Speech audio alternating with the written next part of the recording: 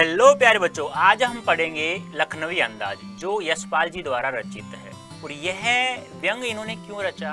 क्योंकि इन्होंने स्वयं ने कहा है कि बिना कथ्य के कोई कहानी नहीं लिखी जा सकती, लेकिन जो व्यंग मैंने लिखा है इसे आप एक स्वतंत्र पुस्तिका के रूप में भी पढ़ाई कर सकते हैं। यहाँ जो लखनवी अंदाज इन्होंने लिखा है वह पतनशील सामंती वर्ग पर कटाक्ष करते हुए लिखा है, अर्थात जो बनावटीपन शैली में जी रहे हैं, जो दिखावटीपन शैली में जी रहे हैं, उनके ऊपर कटाक्ष करते उन्होंने यह लिखा है। एक बार क्या होता है कि लेखक खाली बैठे थे तो उन्होंने सोचा कि कोई कहीं घूमा जाए और प्राकृतिक दृश्य को देखते हुए कोई विचार आएगा जिससे मैं कोई कहानी या नाटक या एकांकी में लिख सकूं। तो लेखक ने क्या किया, सेकंड क्लास का टिकट लेकर वह ट्रेन के पीछे पीछे वाले डिब्बे को निर्जन समझकर उसमें भग करके चढ़ जाता है, यानी भाग करके चढ़ जाता है। जैसे वह चढ़ा तो उसने देखा कि एक नवाब साहब हैं, वो पहले से ही अपनी सीट पर पालती मारे हुए बैठे थे और उसके सामने 2 खीरे तौलिए पर रखे हुए थे। उन्होंने सोचा कि नवाब साहब बैठे हैं, इन्होंने 2 खीरे इसलिए रखे होंगे कि खाली समय गुजर जाएगा, कट जाएगा, लेकिन मेरे यहाँ आने से ये बिल्कुल भी संतुष्ट नहीं है। क्यों? लेखक को ऐसा क्यों लगा? क्योंकि नवाब साहब पहले तो जैसे ही लेखक को देखा तो देखने के बाद में खिड़की के बाहर देखता रहा, फिर कुछ समय बाद वह डिब्बे को झांकता रहा।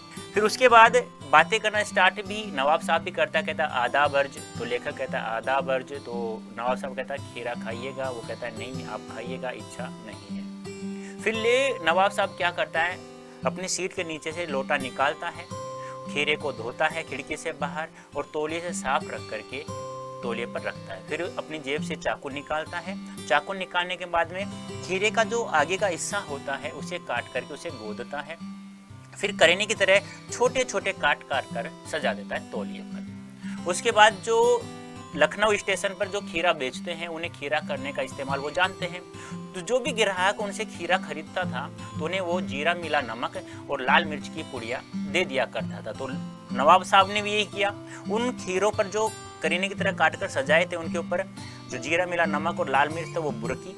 तो लेखक तिरछी नजरों से उन खीरों की तरफ देखा तो लेखक के मुंह में पानी आ गया।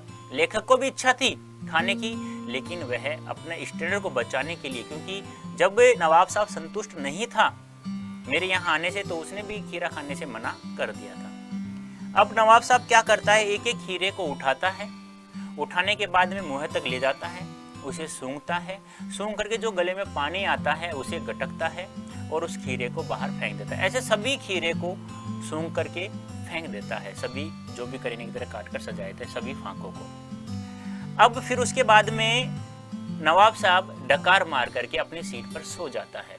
तो लेखक ने सोचा कि भाई खीरा सूंघकर जो पानी आया गले में उसे गटक कर पेट भरा जा सकता है, तो बिना कथ्य के कहानी क्यों नहीं लिखी जा सकती।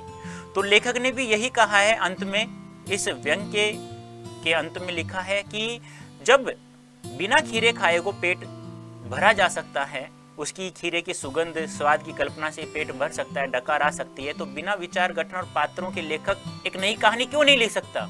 इसीलिए लेखक ने यह एक व्यंग के रूप में कहानी लिखी है। तो लेखक ने कहा है पाठकों को इसे आप एक स्वतंत्र पुस्तिका के रूप में भी पढ़ सकते हैं। उम्मीद करता हूँ प्यारे बच्चों आप लोगों को समझ में आ गया होगा। धन्यवाद, थैंक यू सो मच।